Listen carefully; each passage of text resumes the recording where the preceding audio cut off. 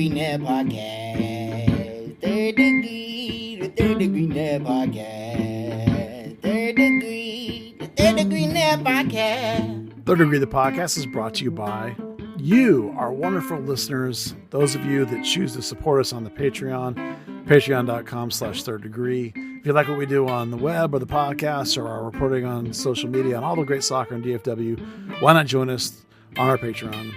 Third Degree, the podcast. Here we go. Well, hello there, Dallas, Fort Worth, soccer curious and aficionados alike. Welcome to another episode of Third Degree, the podcast. No, Dan is not here. Buzz and I are actually recording this a day early for a whole bunch of reasons, and Dan couldn't do it, so it's just the two of us, and there's not a lot going on anyway, so this will be a short one. This will be a shoddy, right, Buzz? We'll knock this out in like 15 minutes. Oh, yeah. Every time you say that, it's like an hour and a half. But yeah, it'll be 15 minutes. There he is, your hero, my hero, everybody's hero, editor, founder, thirddegree.net, and the original soccer influencer himself, Buzz Carrick. Yeah, one of the nice things about this podcast, Peter, is that it's just usually three people that, like to just talk soccer amongst themselves. And so we just talk soccer, and it happens to be fill the air with lots of stuff. Yes. I'm going to go this way first. Dallas plays Portland next. They hadn't played. Obviously, they did not play this weekend due to Leagues Cup or whatever scheduling ridiculousness was going on. And so that's what's coming up next. And that game is at 7:30 on Saturday. So we got a bit before then. Do you want to talk lineups or predict what you think they're going to do before we get into transfer window? Yeah, a little bit. Let's talk about Portland first, real quick. They beat Querétaro. Am I saying that correctly? The Mexican team 1-0 yesterday in Leagues Cup, and they have Club America on Wednesday. I quickly looked up a couple of things in the paper on them just to see who was playing and what their writers up in that area thought about it. And they rotated a bit yesterday. So probably with an eye on Querétaro was 0-2 or is now 0-2. Club America is doing a little bit better than that. So it looks like they probably have more of their guys ready for Wednesday. So you might see a little bit of, rotation out of Portland. When they end up playing SC Dallas, they are fifth in the league. So, they can afford to rotate a bit, when they're playing SC Dallas. But so you probably won't see a full strength team, but they're close to 500 on the road.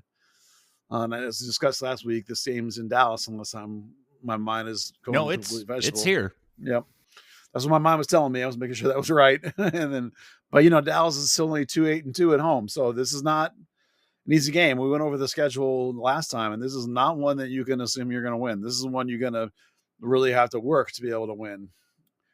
So when we get to FC Dallas, you have a couple of questions up front. There's no reason why it wouldn't be Petter Musa and Patrick Delgado and Logan Farrington, who've done fairly well the last couple of games. However, Anderson Julio came off the injury report right before the last game, but then wasn't in the 18. But 2 weeks later, 2 weeks of training, that might be enough that he could just walk right in and start. I'm not going to bet on that because the other three guys were playing fairly well, but I certainly think that they'll try and get Anderson Julio in, pretty early if possible to try and push him towards being a starter. And then you get into interesting questions about who sits. Is it Logan Farrington, who's the more direct replacement kind of player, or is it Patrick Delgado, who's filling a little bit more of that 10 type role that Acosta is not playing currently? And by the way, coming off last game, I would say Acosta shouldn't play again. If I'm Eric Quill, that's the decision I'm making after he came in and derailed the team completely in the last game, as you saw. Midfield's pretty obvious, Ramiro and Kayik at this point. Like, I don't think there's anyone like a Leggett or somebody else that's outplaying those two guys in terms of the qualities needed for Quill's new 3-4-3. Logan, we'll talk about this in just a minute. Farfan's going away, so your left wing back's probably going to be Torquato.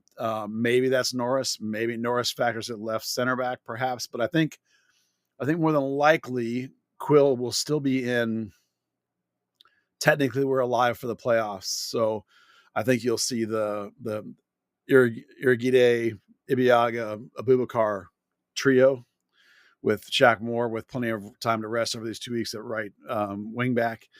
Now, couldn't you have an argument about whether you're actually alive or not? Because they probably need, what did I say it was? 15? They're in 12th. They're in 12th on 25 points. They're 5 points behind Colorado, and you have a game in hand on them. Yeah, but you probably have to get to 40 because Colorado's playing at 1.2 points per game.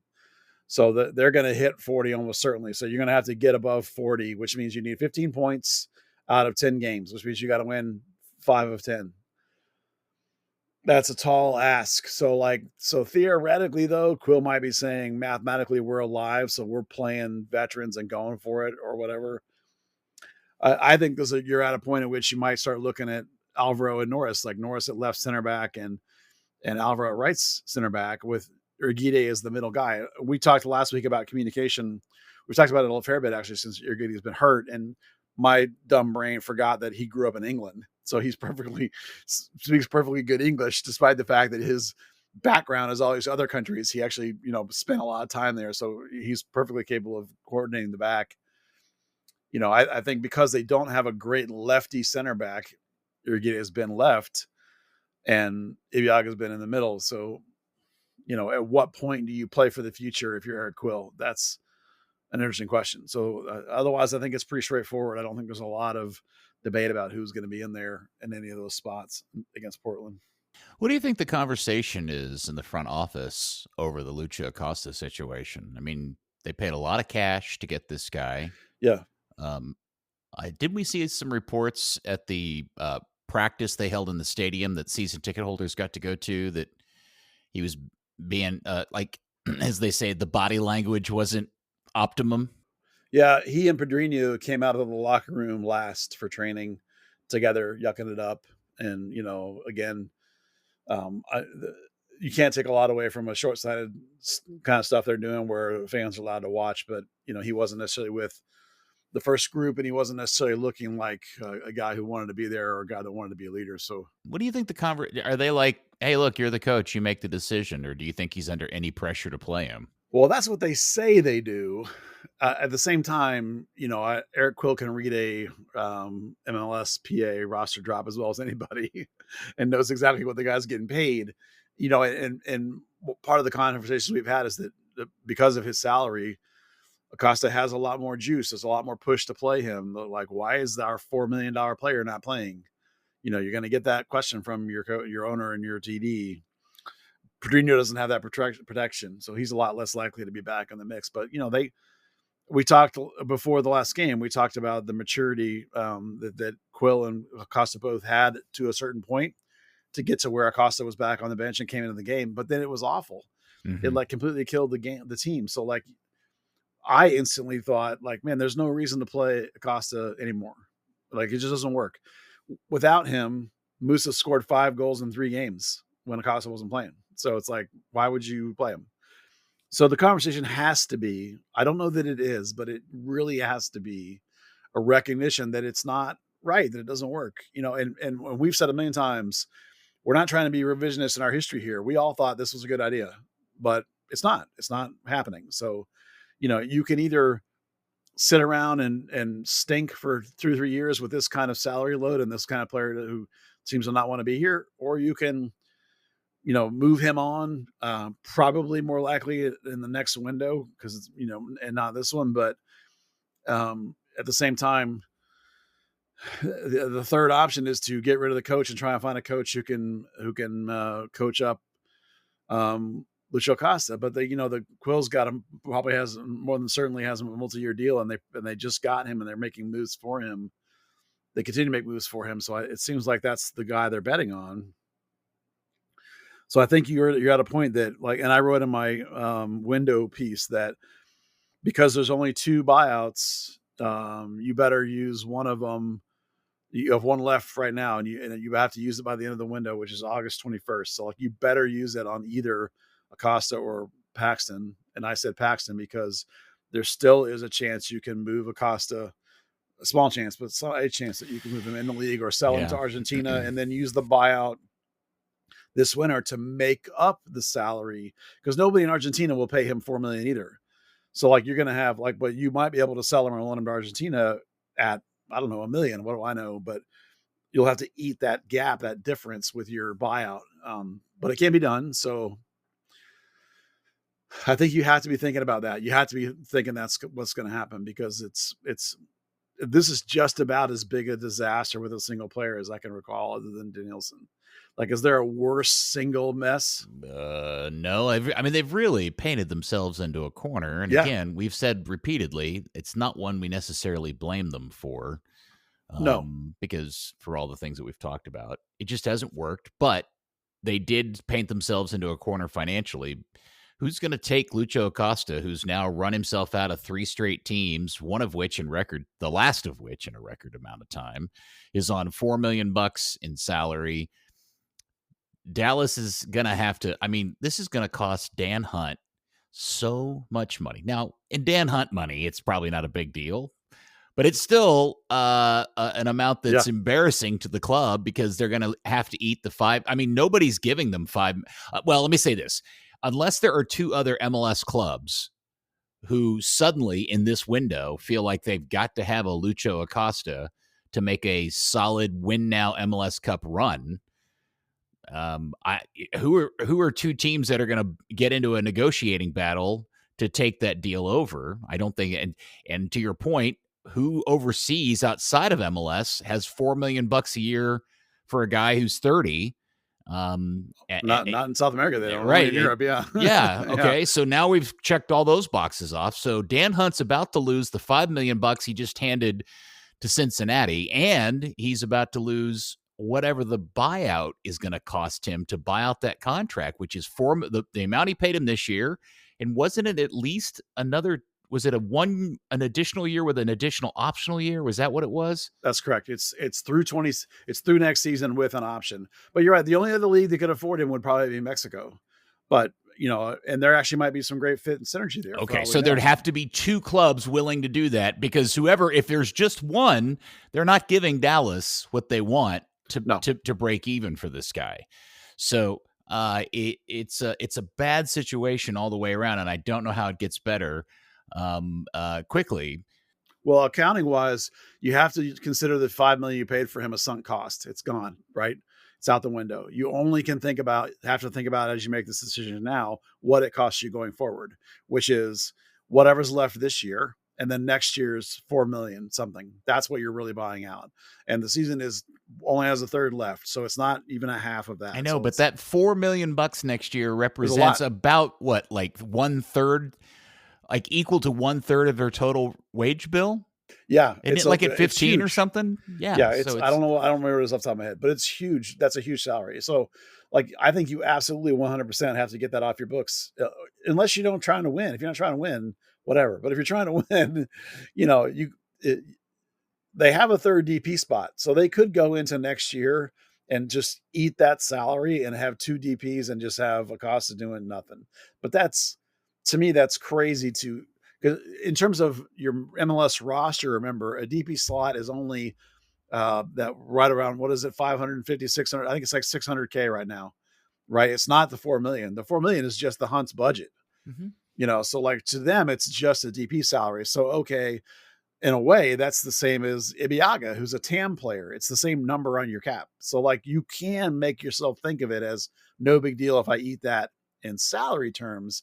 But if you're the owner, you're mad you're eating $4 million, but you're going to have to eat it or you're going to have to pay yourself. So you really want to try and work a deal. You want to get somebody to take some part of it, even if it's not all of it, take part of it, just like they did with Jesus Ferreira, just like they did with JJ Jimenez, right? They had to use the buyout to eat up half of his salary.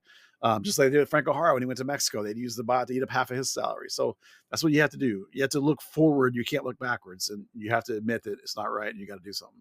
Now, I understand why some people say wait to the winter. Okay, that's fine. But that means I think you need to do Paxton now, because if you go into the winter needing 2 buyouts already automatically, you're jumping really way too far ahead, way too fast. I'm not even there to the transfer window yet, Buzz. I just hold on. I don't want you to burn your powder before we get to that part. Just real quick about the Portland game, because Dallas's poor home record is additionally marked by the fact that they keep losing games at home to teams at the end of lengthy road runs or whatever. And Portland's is also interesting because Portland will be coming off of back-to-back League Cups games, the biggest one of which is Wednesday, 4 days earlier, against Club America, which they're going to be all up for. Whether they win or lose that game isn't important, but then they got to get on a plane and travel to Dallas to play. That's a game Dallas has. I mean, that's a game in MLS. The home team wins more times than not. Yeah, and Portland's going to be looking past Dallas because after that, Portland has Cincinnati, San Diego, Minnesota, like 3 really tough games. Yeah. So they'll be looking past Dallas. So, like, in terms of Portland, you're going to get Portland as weak as you're going to get them with the Wednesday game and possible rotation, possibly looking ahead. But that doesn't mean that it's not a tough game because their road record is pretty good. You're going to have to bring your A game. You're not going to be able to roll in there with nothing and win this game. They've got to. They really need to win Wednesday's game against Club America because the format of Leagues Cup really almost requires you to win all 3 of your group games to progress. And Club America's already lost their first one, so they're on the precipice of getting knocked out of this thing. Wait, they're playing tonight, aren't they? They're playing against Charlotte, and they're tied right now. That's right. So my point being in all this is Dallas losing to Portland, no matter where they are in the standings, at home, with all of the minutia and circumstance around it, would be a super bad look, which just compounds the problems that Eric Quill has. Losing at home is a bad look no matter what. Like, remember that prior to this season, Dallas hadn't lost a home game in like 2 years, and they're just a mediocre team. Like, home games should be won. Somebody tried to send me an article about how MLS is changing and how the road value in MLS isn't what it was. But because I'm an idiot, I lost the article. I saw the headline. I need to go find it. Like, the league is changing. And I think in part it's because we're starting to see the development of these power teams. Like, it used to be that there was so much parity that every home game really, really had a huge advantage. But now you have these clubs at the top of these leagues that are just winning home and away at a really good clip, Well, so Dallas has Portland. The Timbers come to town Saturday, 7:30 up at the Project. All right, let's talk transfer window. And yesterday was the day that the word leaked that Son is moving to LA from Spurs for somewhere between $20 and $25 million. And the thing I was thinking about, Buzz, is the rank and file Dallas fan have a reason to be upset, bitter, angry, frustrated, et cetera, when a club like Miami goes out and gets DePaul, or LA goes out and gets Son of all people, or some of these other deals that have gone down in this window? While Dallas, by the way, for the Portland game, the one thing we didn't talk about is Dietzen. We should talk about Dietzen, if his availability for that game. Do they have a right to have a negative reaction to the fact that while everybody else is doing cool stuff like that, Dallas is out signing a guy who's playing in the Belgian second division and another guy, a guy you used to have who's coming back from playing somewhere in Scandinavia? Yeah. Oh, and Asali's coming back. That's hype. Yeah, Christ. Yeah, that's huge. Yeah, you have the right to be upset. Look, as a paying customer, as a ticket buying customer, should they be upset though? Well, maybe that's the better question. Yeah, obviously you have a right to be upset. Totally right to be upset. Yeah. Should they?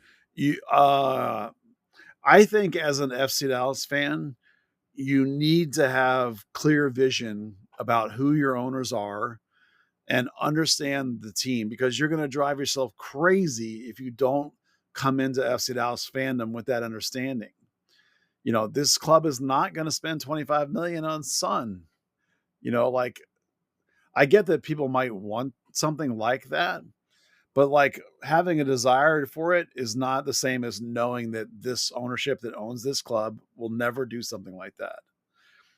I don't know that means that you shouldn't be mad, because I think if it's what you want, I think you should demand what you want. People are allowed to be emotional. They're allowed to be thinking, why can't my club do that? But I still just think that you have to be a bit pragmatic, I believe, as an FC Dallas fan, and temper your expectations in a sense.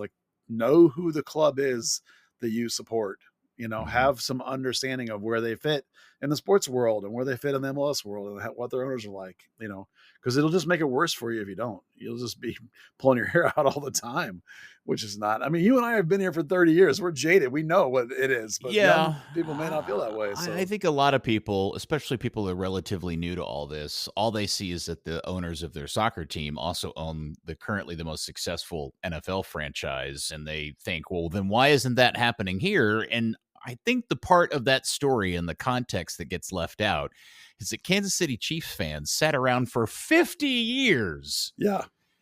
While Lamar Hunt and his children, and then subsequently Clark Hunt and the family, farted around with a really mediocre NFL team until they did two things. They hired Andy Reid and they lucked into Patrick Mahomes. Lucked, or however you want to say it. Let's give them credit. They had the wherewithal to draft and put those two things together, and magic has happened. So I wouldn't, for anybody who wants to complain about the disparity between the Chiefs and the Burn, that's only a recent deal. I mean, for the majority of the time that the Hunts have owned both of these things at the same time, it's been a poor run. I mean, actually, there was a period of time where FC Dallas was a more successful, consistently more successful season by season team than the Chiefs were up until 5 years ago. Yeah, Oscar left. Yeah, I think if you look at the Chiefs, though, I think they run the organizations in relatively the same way. Yes. Like if you go look at the Chiefs' history and you read things about like game experience or quality of the franchise top to bottom, or what it's like to play there, or all these kind of things, you'll see very similar reviews or ratings or whatever you want to call them. You just feel free to Google them and go look them up. You'll find them very similar along the lines of those clubs. It's not like they run the Chiefs like Mark Cuban run the Mavs, where you try to make everything as luxurious as possible, or the Yankees who spend crazy money, or the Dodgers these days. They run the Chiefs just like they run FC Dallas. They just have figured it out and have a really great coach and one really great player. They probably were hoping that an academy kid was going to be their really great player, like a Jesus or a Paxton, and then they just got to get the coach right. But they haven't been able to do it, so, somebody asked me today, like what I thought about why does Dallas never win anything? And I honestly think that's it. It's the top of the organization. Some clubs are just run like LAFC and Miami are run, and other clubs are not. So, I fully believe that probably sometime in our lifetime, at least I'd like to think so, the stars will align perfectly for a season, and Dallas will fall into an MLS Cup for the first time. It'll happen like it did for Colorado. It just But them being a consistently MLS Cup powerhouse, especially as much as the league is changing with a lot of this money spending that's going on, is unlikely for sure. Okay, so you did write a big article. Everybody can go read it over at thirddegree.net talking about what you think the club should do for the window. Yep. Let forth, sir, the audio version. There's a difference between what I think they should do and what I think will happen. Like, the first thing is what we talked about with the buyout. Like, because there's only two, it used to be one, but now it's two. I think you need to do one now on something that, because you want to be able to have, I think that you have two things this winter you have to buy out, and you don't want to use both of your buyouts and then handcuff yourself. So you have one now, it's expiring. You might as well go ahead and use it.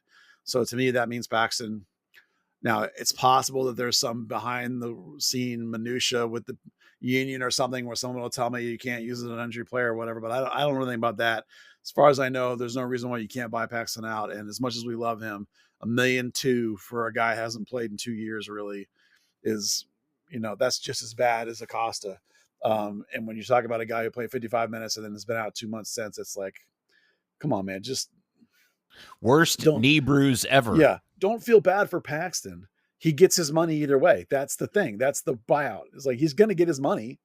If you really love the kid, then find a way to keep him around the club and employed. And if a miracle happens and 2 years from now at 27, all of a sudden he's like, I'm back. Great. Then we love him. Sign him. Put him on a $50K deal, whatever, eat a roster spot, something if you really want him around. But get out of the $1.2 million and give yourself the flexibility. That's a big DP level salary. That is not just a TAM. I mean, it is technically a TAM, but that's high end TAM You got to do that. And then, but the real quandary now is their ability to do anything else. Like I've been writing for 3 years to get a center back, and I still think that's true. But if you look at the moves they made, right? But Buzz, they got a center back. Iragide's They need another one. They need another one. Oh. Both Abubakar and Ibiaga are too deep in their career and get paid a lot of money. You know, maybe they think they need to wait for one of those deals to come off before they go get another guy. Okay, whatever, that's fine. Gusto's not him? Well, he might be in like 3 seasons. But like right now they're playing 3 at the back, so you need one regardless. But even if it's a Gusto, like it's not gonna be a Gusto like next year, really. Not if you're trying to compete. If you want to wait 3 seasons, then yeah, it could be a Gusto. But you need a guy. But the thing is that like right now you're kind of looking at a 0-sum game, right? And Carrera went out, they brought in a keeper. Sarver is a bottom roster supplemental player. He doesn't really count. Show left, Kappas came in. Right now they technically have one open roster spot that belongs to Solly. He's coming back. He is. So wait, we know for sure he's coming back? He posted on his Instagram a picture of himself with a U.S. flag and an arrow with soon. So he thinks he's coming back. You know, whether he'll be on the roster or not, it's a different question. But they have one open spot that theoretically belongs to him. Now you can always do some shenanigans with North Texas to open up a roster spot. So that's not a problem. Farfan is unofficially has been sold. Bogart reported it done. I have no reason to doubt that. It's just a question when it gets announced. So basically that's the spot. When Farfan goes, you'll basically have one pretty solid chunk of salary and one defensive spot available to which to do something. And you have 2 weeks to do it. So can they do it? Can they get a center back? Because they're not going to replace a left back. That's the whole point, is that Torquato and Norris cover you at left back. Yeah. That's why Farfan, this isn't Anthony Farfan, this is good business. That's why Farfan's going, right? Mm-hmm. You have backup right back in Newman, and you have got some guys in the pipe too at right back. So like you're short right now, but that's because of injuries. So like get the center back. The only other option might be like to go get a big time central midfielder, but I think they'll probably see what happens with Kappas and see how that goes, you know. So they have the spot. Once Farfan goes, they have a spot to do one legit solid, you know, because Farfan's on roughly the same amount of money that Iraguide is. And this winter you can get out of Ibby's money too. So like you have the ability. Okay, go do it. I want to real quick. I just want to point out and have this discussion that at least the initial word, I don't know if this is official, that Dallas is getting $2 million American dollars for Marco Farfan, not pesos, dollars. Yeah. Is that true? I've only seen that number reported one place, and it wasn't an account with like 10 million followers. It was a much smaller account than that. So I don't know that I would bet my bottom dollar that they're getting 2 million for Farfan, but because that would be remarkable. That would be remarkable. Yes. And it would prove that Andre Zanata can sell ice water to Eskimos. Yeah. My guess, my expectation was about 500K. So if he pulls more than 500K, then that's a pretty good sale for Farfan, you know, especially because it's a player that at this point you don't really need here, you know. So, well, the other I was thinking about this because we all know that Zanata clearly has proven himself as a seller of talent. And I actually had put a poll. I was trying to find it. Here it is. He makes the money. He gets it in. That's no well, question. I was putting it, you know, because it's remarkable. Like 11.7 million for Alan Velasco. Yeah.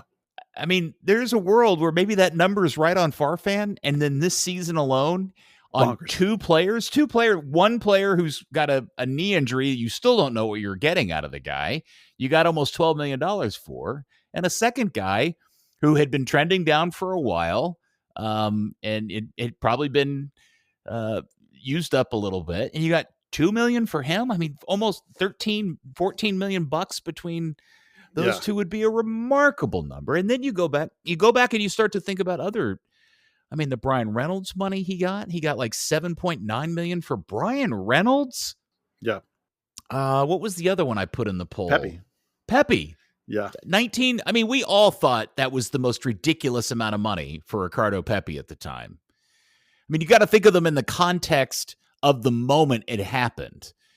and why those numbers, all of those numbers are truly remarkable and just continue to remind me that there is zero chance he's ever losing this job anytime soon. Yeah, he's consistently gotten a couple of million more, at least for everybody. Like a Velasco, we thought would be 8. When it was 12, it's like, oh my God, you have to do that deal. Pepe, I thought was going to be 15, and he was 20-ish. Reynolds, I thought was going to be like 5, and he was like almost 7. And all these things include sell-ons almost all the time. So he got 4 for Tanner? that sounds right. I don't remember exactly because I didn't look all these things up. But the only one that was low was Chris Richards, but his sell-on is bonkers, and they've made just a boatload of money off of Richards that they probably weren't expecting. There's no question that his ability to sell and make money is off the charts. That's fine. The questions are about talent recognition and incoming and overpaying on incoming. Those are the misses that are like, guys that he's raving about that are like, swapping Ramiro in for Yaramendi. It's like, I don't know how you can watch Ramiro play and think that was a good idea. There's too many misses. This investment as a frontline starter and paying him such for Ibiaga, for the last 3 years, which was we said at the time was a terrible idea and still is a terrible idea. Shaq Moore doesn't play any defense at all, and he's making a lot of money for a right back. He's not outplaying Ruan or anyone else that's come through that position in the last couple of years, and he's probably making more money. So it's like some of those deals are not. So do you think they're done? I do. I think it's probably likely, because we would have seen some noise. Like, it's impossible these days almost to get no noise at all. Like the Farfan noise, if it's inside MLS, you can keep it quieter. So like they basically, once the Farfan deal goes, if there's not something announced within like a day or two, then I don't think they're getting anything. I think they'll just sit on it till the winter. Because they really need to move out. We've just talked about they have 4 point something in Acosta, 1.2 in Paxton. You could probably I would throw in 700 on Ibiaga. You're looking at like, what is that, like 6 million to clear? That Solly's coming back. It's just I wish that they had the center back lined up, ready to go. But we know how they've missed on. Yeah, it took them 3 years to find Iragide. Yeah, and he's great. But remember, he was their second choice, and there wasn't even a guy the year before. So like it took like 3 tries. So like for all I know, they're out there right now putting pen to paper on a guy, and I hope that would be great. But at the same time, I'm not sure that they agree with me that they need a center back. When does the window close? I believe it's the 20. Well, it's something like the 21st or 24th, one or the other. Okay. It's that it's within a day. They're like, basically, probably the end of whichever one of those is a Friday, probably. Well, there's not a lot of the season left, so buying somebody now really is more about next season than this season. It is. So it is. And we'll see how that goes. All right, very good. Well, that's the other reason why you might sit on it, is just because you want to see how it plays the last 10 games, presumably not playing Acosta, and see where you are, see what your problems are, because it's going to be a different dynamic without him. In my opinion, they should not play him anymore. I bet Lucho is tons of just a bucket of fun on the bench when he's not starting a game. Yeah, I mean, I don't think if that's the case, if you're not going to play him anymore, then you don't even put him on the 18-man roster. You just let him sit in the stands, because there's no reason to leave him over there pissed off, because the cameras will keep showing him. It'll just be awful. So, all right, let's move on to other football clubs in the Dallas-Fort Worth area. Dallas Trinity is very close. I think they're 20-something days away from starting season number 2, and they had a friendly, and Buzz was there in person. Yeah, their first game's on the 23rd. They're definitely in late preseason form. I believe they have one more scrimmage to go, for sure, maybe 2. They went on a little NWSL tour last week and played Gotham and Spirit, but you didn't see any of those scores reported. It's kind of weird. I didn't even know they were playing. They were out of town. But they beat SMU 1-0. I'm sorry, say that again. You said that really fast. They beat who? SMU 1-0. SMU. Okay. Yeah. SMU rotated in like 30 players over the course of the game. Trinity basically played their starting 11 and then had like 4 subs, maybe 5 subs. it's pretty much who you would expect. Is They're Lexi missing, back? No, I'll get to that in a second. They had a new center back in there who looked okay. She actually played half the game at central midfield. Their other good midfielder was not back from playing with African Cup of Nations. Her name is dropping out of my head right a second. But I talked to Charlie Neal, and he told me that they're being really slow with Missimo because they don't want to mess it up. They're being really careful because she is their star player, money player. Do we know what that injury is? Well, he said to me broken foot, but I looked at the article from when she got hurt, and it says that it was a strained ligament. So, which one of those two things is wrong? I don't know, but they're trying to be careful with her because they don't want to have something go wrong and it be the whole season. They'd rather her come back late, and be patient and don't strain it. So he said, kid gloves. We're not real worried about it. What else did he tell me? He says that Charlie said they're very comfortable with Chris Petroselli starting the season as coach, like we all predicted would be I'm the case. sure they are. I'm just how Petroselli feels about it is a different thing. He is not excited about that at all, but I think because everybody else is in the middle of their season, that colleges and NWSLs and whatever, they're probably content, I would guess, to maybe wait till the middle of the year or to those seasons are winding down and see what's out there perhaps. The contrary to information I had previously gotten, they're wearing the same uniforms as last year, same kits, no change. Well, one change. There's going to be a sponsor on the front, but other than that, no change, which is a bummer.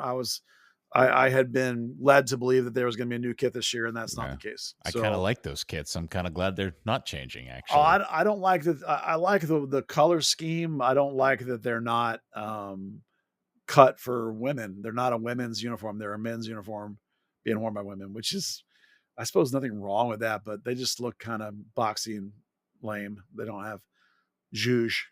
They're not cool. What else? Of the new players, one I really liked was Kylie Delaney, who came in at right back, and she can fly. I really thought that was an exciting player. Something to look forward.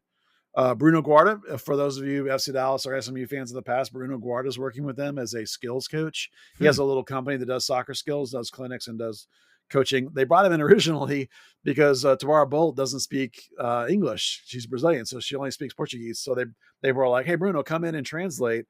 Hey, while you're here, start doing some skills coaching." So he's been helping out with that. Great player. I don't know, people don't remember Bruno Guarda. Really good player, really skillful player. Knows his stuff. So that's SMU great. SMU great. Yeah, played for Shellis, played for FC Dallas under Shellis. Traded too much to get him, but whatever. That's a whole different story from back in the day. So he was more of a SMU great than a Dallas great. Well, yeah, we saw Tree Dallas great, but they did pay a bunch to get him. I like to make that joke about it. But the other news on the kit is that I'm being told that they're working up something special for the October game against Club America. So we might see something fun, cool with that game in terms of kit. I'm told it might be fun. So not official there, just a little vibe. I was given a little vibe check. And the 20th, the season starts in 20 days. Is it a game at the Cotton Bowl or is it a road game? At the Cotton Bowl against Spokane Zephyr. Well, so right out of the gate, fun. But Thornton's there. Brooks. Oh, sorry. She got married. Wisner, still captain. Davidson in the back is still there. Ubagago's still there. Bolt. Most of the core is back, particularly offensively. I still think Hitson looks like she's the left back going forward. Right back's a good question. Oh, that's another thing he told me. I really liked Dorsey last year, and I wondered why she wasn't brought back. And he said it was just she decided it was time to move on with life. Sometimes you see these players that are not on like the tier 1 level will say, you know what, I'm cool, I'm good. Yeah. I'm playing. So even though she's relatively young, it was her choice to move on, and they did like her. So like right back is wide open in terms of who's going to be there. In this game, they played 4 at the back. At the end of last year, they were at a 3 at the back. So, and I think whether Missimos are playing or not may alter those sort of tactical questions. But Cameron Lancaster's still there, looking good. So lots of solid pieces coming back from last year with a couple of new interesting questions and bodies going on, and everybody should go out and enjoy Trinity, the Cotton Bowl. North Texas played, and in the crayon it says they got wrecked. They got 4-1 by Rapids too. They are playing a 3-4-3, like FC Dallas, the first team, which is how you know that their first team is, well, it's one way you know the first team is really serious about it, because North Texas was following them, and it's not working really well. They've really struggled the last few games in that shape. John Gall continues to make choices to me that are a bit hard to understand. The emphasis is definitely from, I'm going to say this, from the choices he's making.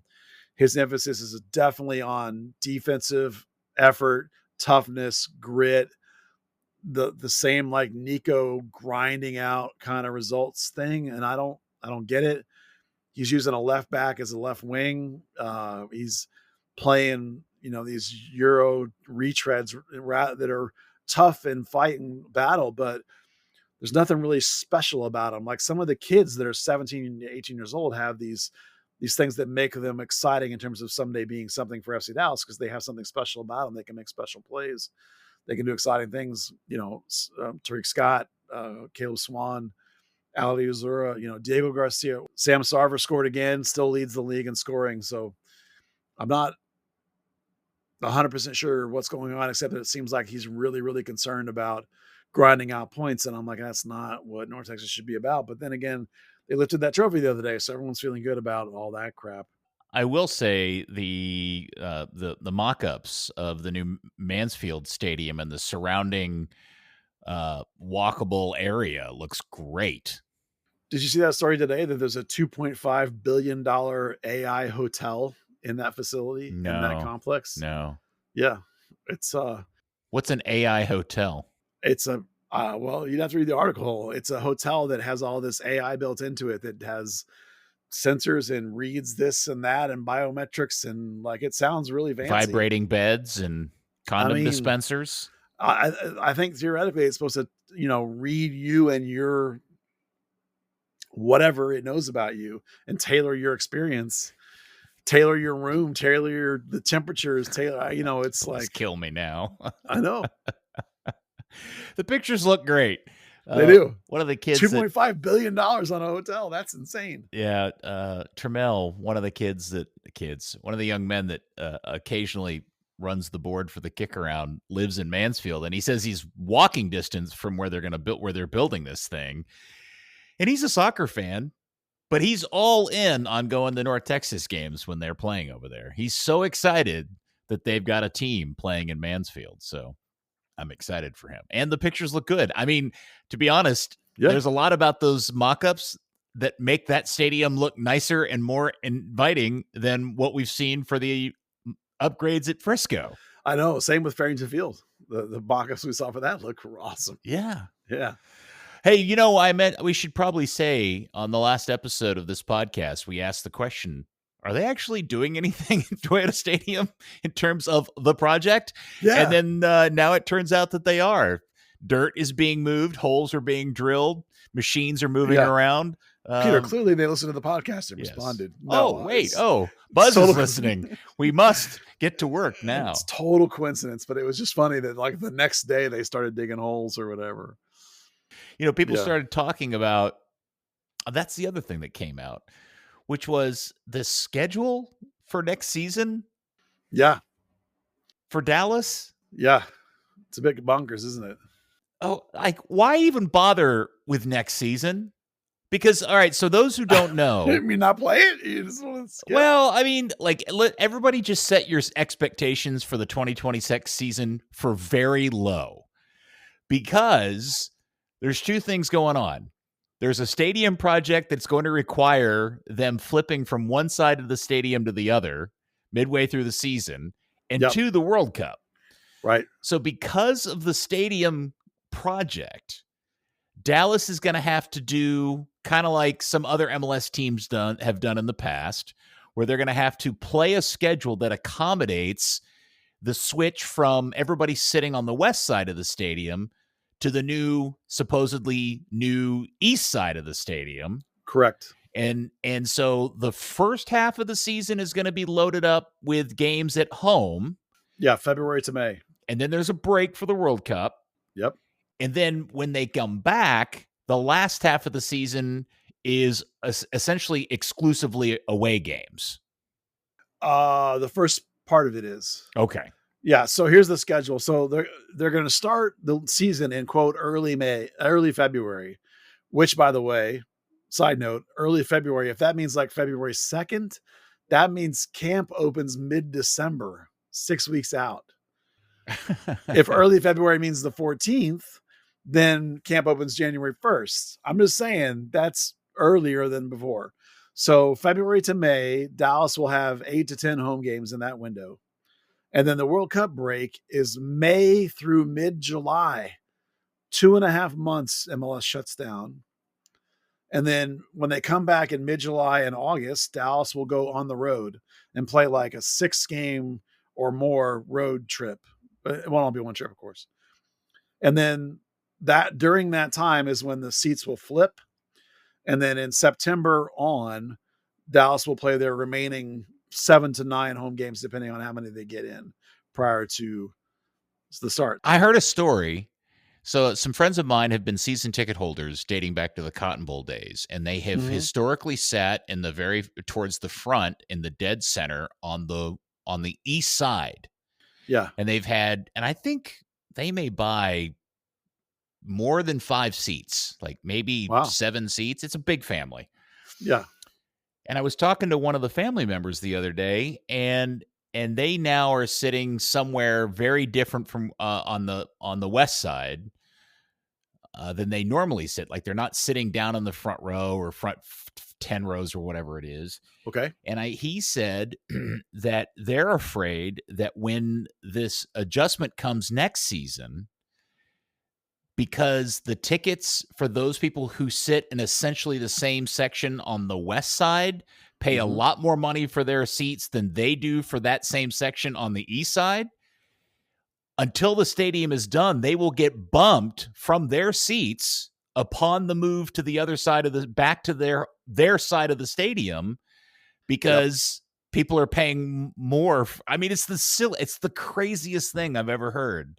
And so now they're not, I mean, obviously I think they're like, well, wait a second. Those are our seats. We've had them since the stadium opened. That's the language in this, because this all came from a webpage that FC Dallas sent out to season ticket holders. This isn't like, we're not making this up. No, it's still out there on the web. And it says there in the language that like, we can't guarantee that you're going to get your same seat back, because it's like everyone's got to go to one side. So yeah. Yeah, and if somebody's paying $106, 100 section 106 money, they're going to get their priority on the at least until it's the craziest price. People are going to write some sort of business thesis about this project someday, and whether it was successful or not. Yeah, it's going to be fascinating for sure. All right, let's move on. Texoma, they tied Charlotte Independence, which is obviously, as we've talked about before, coached by former Burn coach Mike Jeffries. Yeah, this was a bonkers of a barn burner of a game. It ended up 3-3, but Texoma went down. I think they scored first, and then they gave up 3 unanswered and came charging back in the second half. And they had 2 guys score in like the 72nd and 82nd minute or something like that. 83rd minute, yeah.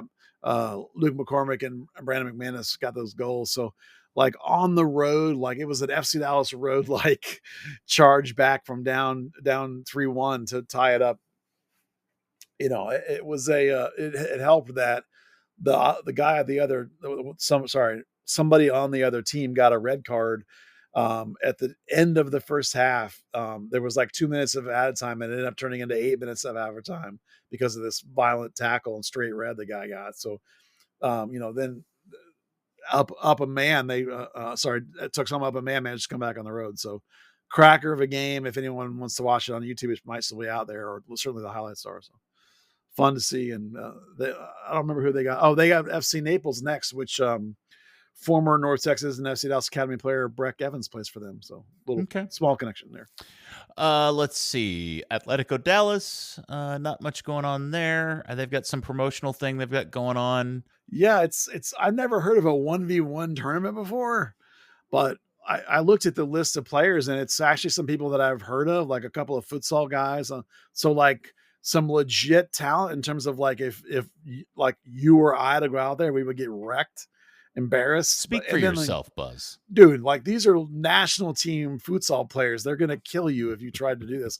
And then like the influencers they have playing are like Soccer Dave or whatever is like the first one they announced. I was like, so they're going to have like social media people in this tournament against like legit professional futsal guys that are like in the TST tournament and stuff. So like, I'm sure it's all going to be fascinating, but I don't know what it's all about. Not my bag, but if you're into that kind of thing, maybe it's a social media event or something. I don't know, but well, good luck to them. We'll see how it plays out over the course of, when does that happen and where are they holding it? I don't have the details of this thing. I just thought it was so crazy. Go find it at atletikodallas.com. Yeah, I'm sure that they'll be happy to tell you. I just have never heard of a 1v1 tournament before, so I'm fascinated to see what it looks like and how it works. So nuts. So our friends Garrett and Steve and Ryan over on the FC Dallas podcast did a bit. Are you aware of this bit that they did? I don't know. The five-a-side bit. Oh yeah. I saw it. So Garrett, Ryan, and Steve each got to pick a five-a-side team made up of FC Dallas / Burn greats. Mm-hmm. And I thought this was this actually was an interesting experiment. Yeah, the players were based on their form in their prime for Dallas. Right. Not 57-year-old Mark Dodd as a goalkeeper today, but not 24-year-old Hugo Sanchez for Real Madrid. Right. No, it was like what they look like playing for Dallas. Yeah. So and this is, I actually think this is an interesting exercise for people who are relatively new to the team, because now you can really get back into the deep and wonderful history of some of the really cool players that have played for Dallas over the years. So Garrett had, well, I'll start with Steve. Steve's list I thought was interesting. Steve has been doing this longer than you and I have. If anybody knows his history, it's the Dean, Mr. Steve Davis. So he had Carlos Ruiz, Alon Suter, Uragide, Paxton Pomacall, and in goal, he had Dario Sala. Now, I don't know how they got to do, I don't know if they had like a draft. They must have. They must have. Ryan had, by the way, I got to actually listen to them on the Friday night game on the broadcast. They did really, really well. Ryan in particular. Ryan, keep your ears out on Ryan. Petter Musa, Mauro Diaz, Breck Shea, Matt Hedges, and Paz. Okay. And then Garrett, little baller Garrett, picked Jason Kreis, David Ferreira, Michelle, Ryan Hollingshead, and in goal, the great Mark Dodd. So somebody had Dario Sala. I said Steve had Sala. Steve had Sala. Yeah. Yep. So who's winning a five-a-side with that setup, Buzz? Team Garrett. Yeah. He doesn't have any defenders on his team. It's five-a-side. You don't need defenders. Both his defenders can score from anywhere on the field. He has a keeper with really good feet. So here's the thing. I think the problem where your argument falls a bit apart is on Steve's team, because they have little Pogba and Uragide playing. So while Uragide is a defender, that's a dude I think that can carry a ball and hit a ball for fair piece and also defend. Five-a-side is super small, tight space, nifty on the ball. Like I think that Michelle and Hollingshead would play enough defense and can literally score. Like every one of Garrett's guys can score from anywhere on the field with a moment's notice in the ball at their feet, and there's a keeper that has good feet as well and really good tight space reactions, So like, I think like if you're talking about trying to play in a big, open, huge, real soccer space, then his team wouldn't win. But I think in five-a-side he would win. So good, solid P1. I think to both the Kick Around and this podcast, Mark Spence replied to the tweet with this awesome answer. He said, "I'd like to answer this as though I was Peter." And he picked for me, obviously, Ted Eck, Ariel Graziani, Zarco, Bobby Ryan. And then he said, well, goalkeeper's tough. Maybe Peter would pick Jeff Cassar. And I had to respond to him, no, if Mark Dodd's not available, my number 2 pick is the one and only Garth Lagerwey, but the Garth Lagerwey with cornrows. That's it. Right. I don't want any other Garth Lagerwey. I want the Garth that was wearing cornrows. And that's my goalkeeper in my 5-a-side. And I think they kick everybody's ass upside down and sideways. No way. That team is terrible. That team is awesome. It's awesome in your heart. I will give you that. Well, who of the 3 guys that really did it, who did you have? You had Steve?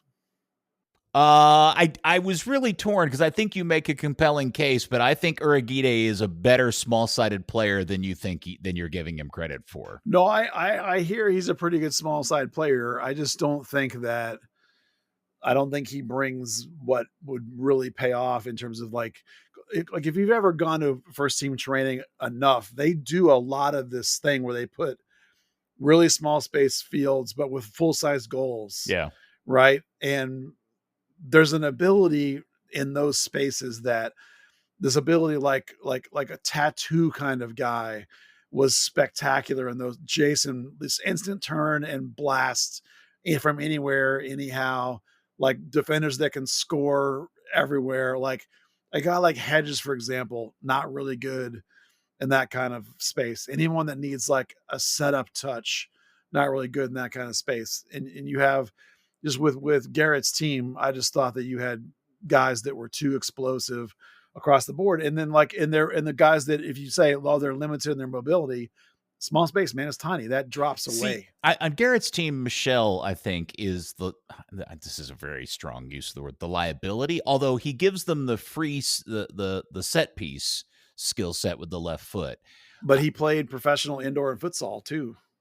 It's like he's the one guy in there that actually has done that kind of thing. That's true. I had forgotten that. The other thing that I think gives Garrett the advantage is that he's got Mark Dodd, who, at least in my feeling, is the best in that small-sided because Mark was so good at the MLS shootout. Super quick, tight space reactions and good feet. And really good at coming out and challenging for a ball and being brave.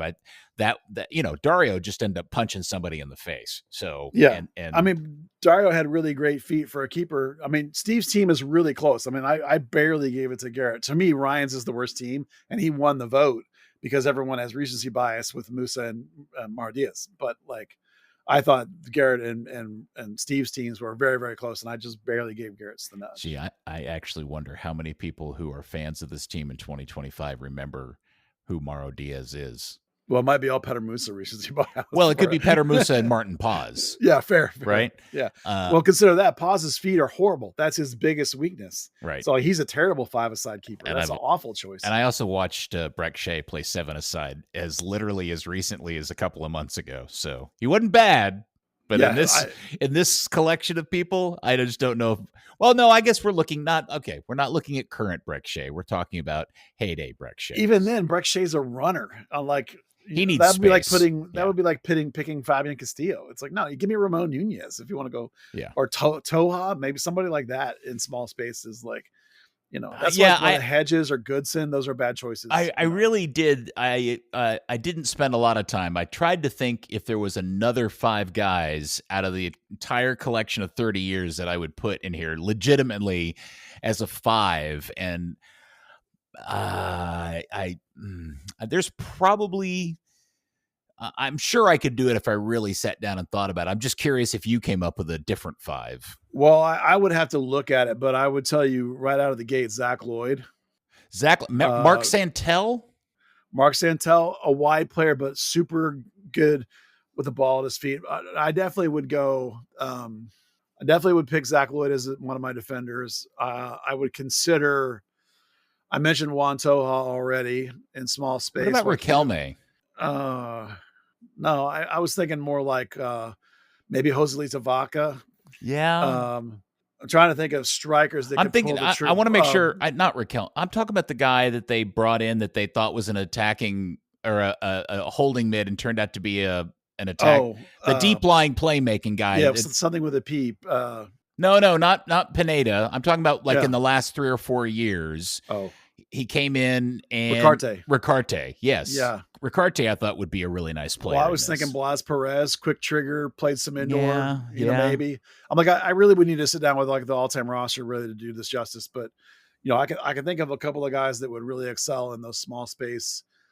Oscar obviously could be good, perhaps. Jesus? Paxton for sure, but there's somebody I picked him. Maybe on Jesus, I was going to say Simo Valkyrie, perhaps. I'm trying to think of guys who could operate in tight. It's the kind of thing I really would need to break down. But it's a fun game. I enjoyed it. That was cool stuff. Okay, Buzz. Anything else? Yeah, strangely, Dallas Atlético has qualified for the opening qualifying stages of the U.S. Open Cup through the Metroplex Premier League. Say what? You notice I said Dallas Atlético and not Atlético Dallas. Oh, that's right. There is already a Dallas Atlético amateur team that plays in, I think they play in DSA, don't they? I thought it was the Metroplex Premier League, but they have this Dallas Atlético has qualified for the regional first round of next year's U.S. Open Cup, like Foro has done, like Rayados has done. Yeah. So they're the next up. And somebody sent me this tweet and they're like, oh my God, Atletico is going to be in the cup next year. No, wrong. Different Atletico. team. Different team. But it's really funny because it's Dallas Atlético and not Atlético Dallas. Slightly different, but it still made me laugh that I thought people might get a fun kick out of the idea that it was really that it was the same team, and react appropriately. But just a fun little bit. All right. Very good. I think we did it. Look, we did an hour, Buzz. Yeah, of course. Of course we did. We'll never short the curious. No. Even if we have to use other people's content to achieve it. Oh, Drew Moore. Drew Moore might be a good defender and 5-a-side, solid feet. Yeah. Okay. Yeah. All right. Very good. Well, we'll just sit here and twiddle our thumbs, see if the team does anything between now and next week, and they'll play a game, and hopefully that'll go better than it has all season long. Yeah, and fans, I think, are probably going to mostly be interested in what happens in this window. And I think Farfan is a tipping point. Once Farfan goes through, they would have the easy wherewithal to add a relatively thick contract, like a TAM style contract, or something similar, like an Irrigate, style contract. So there's a chance, even though there's only a couple weeks left. It's the fact we haven't heard a lot of smoke means it's probably not, but you never know. Okay. You never know. Third Degree, the podcast, is brought to you by you, our wonderful listeners, those of you that choose to support us on the patreon.com/third degree. If you like what we do on the web or the podcast or our reporting on social media and all the great soccer and DFW, why not join us on our Patreon? Third Degree, the podcast. Well, excellente, Buzz. Very good. Well, hopefully Dan will rejoin us next week. Stuff He's a to busy talk man. about. I know. Busy man. Very, very busy. A lot going on, that guy. Very busy. All right. Very good. Well, thank you, Buzz. Appreciate it, dude. Thanks, man. Thanks as always for being here. Yes, and thank you, Dallas-Fort Worth soccer aficionado and curious alike. We will speak to you next week on another episode of Third Degree, the podcast. Dan, come back. Third Degree, the Third Degree Net Podcast. Third Degree, the Third Degree Net Podcast.